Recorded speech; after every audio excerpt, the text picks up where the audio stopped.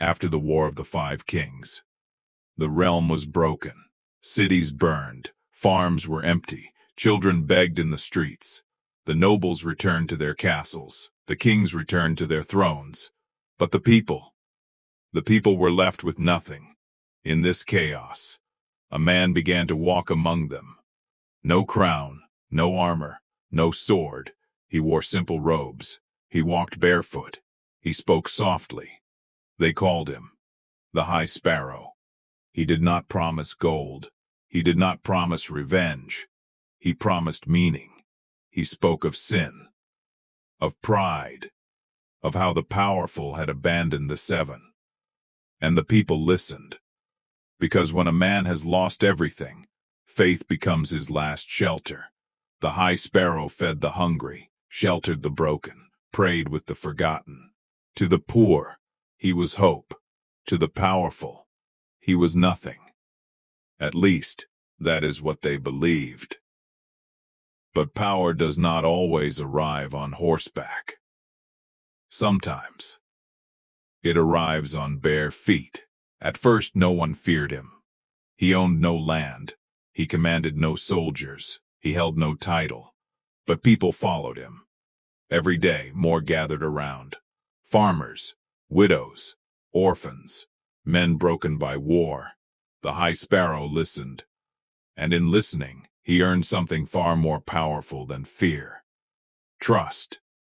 He spoke of equality. That before the seven, a king and a beggar were the same. And the people believed him. Soon, his words reached the Red Keep. The crown was weak. The treasury was empty. And the city was restless. Cersei Lannister saw an opportunity. She believed she could use faith to control the masses. She restored the Faith Militant. She gave the Sparrow weapons. She believed the blades would serve her. She was wrong, because once belief is armed, it no longer obeys kings. The High Sparrow smiled, not in victory, but in patience. Power had finally come to him, not through bloodlines, not through war, but through belief. The streets of King's Landing began to change. Where beggars once walked, armed men now stood. They wore no banners. They swore loyalty to no king. They carried the symbols of the seven. The Faith Militant had returned. The High Sparrow did not command them with orders. He guided them with belief. He spoke of sin, of corruption, of how the powerful had poisoned the realm. And the people listened. The brothels were the first to fall. The wine was poured into the streets. The gamblers were dragged into the light, not as criminals, but as sinners. The crowd cheered, because punishing others made them feel pure. The nobles laughed at first. What is a barefoot priest against steel and gold? But the laughter did not last.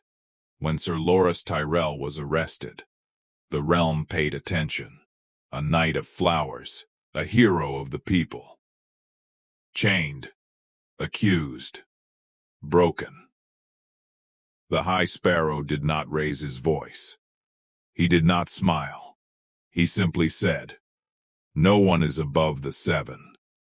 Not knights, not queens, not even the Lion of Lannister."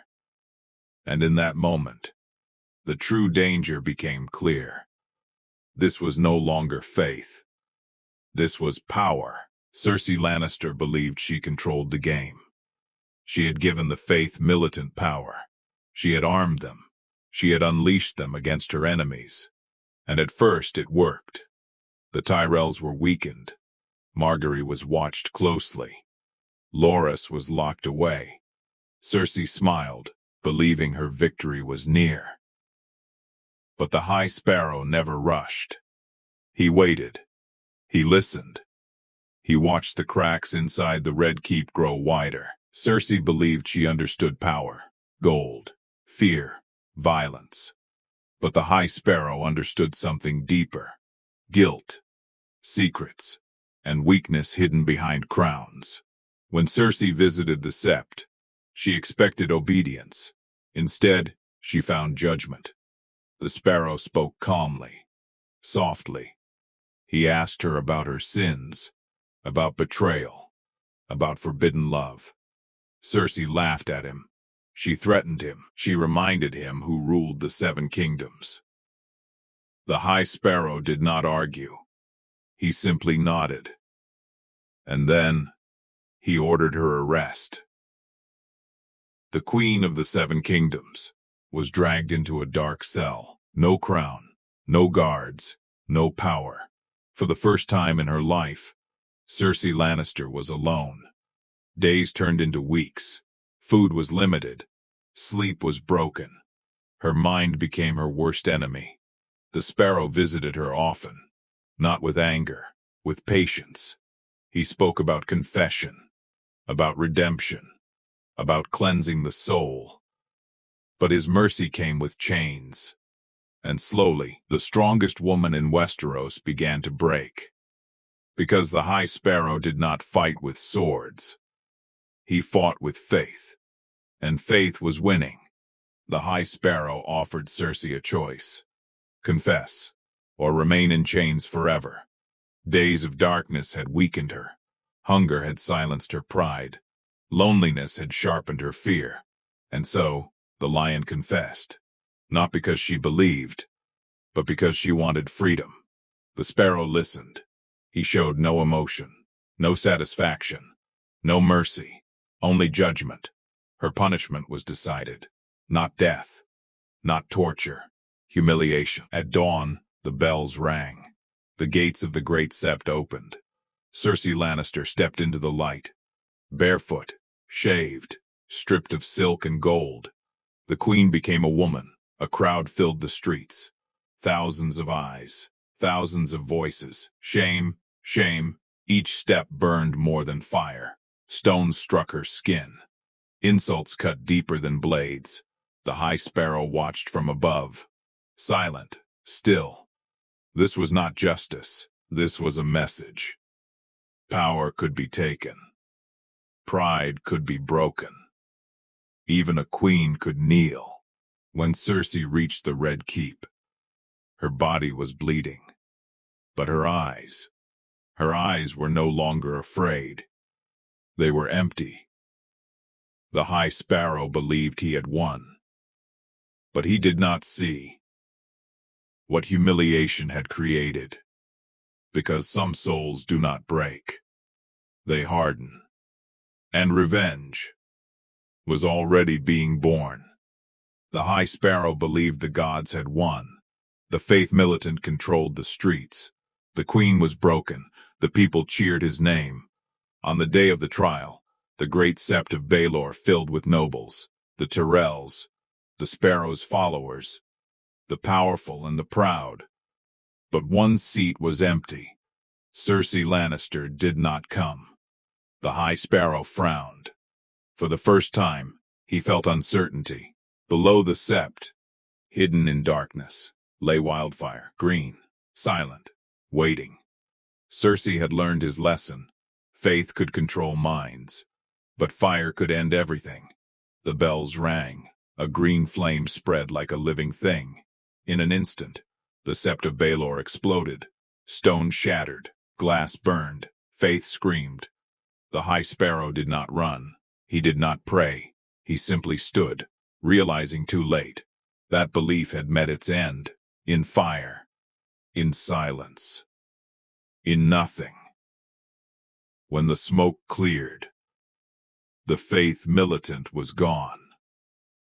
The gods were quiet. And a new monster sat upon the Iron Throne. The High Sparrow had ruled without a sword.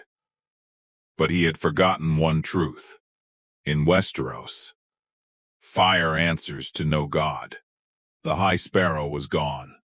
The streets were quiet. The faithful dispersed. The Red Keep burned in memory. But his shadow remained. The people remembered him. Not the man, not his face. But the idea that even the lowliest could rise. That belief was power. That faith could topple kings. Cersei Lannister ruled once more.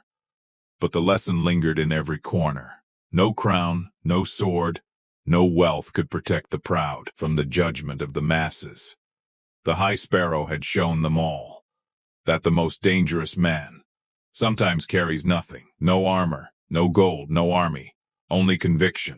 And in Westeros, conviction was a weapon sharper than Valyrian steel. The High Sparrow's name faded from streets and songs, but his story remained. A warning, a lesson, a reminder. Power is never what it seems. Even a barefoot man can shake kingdoms.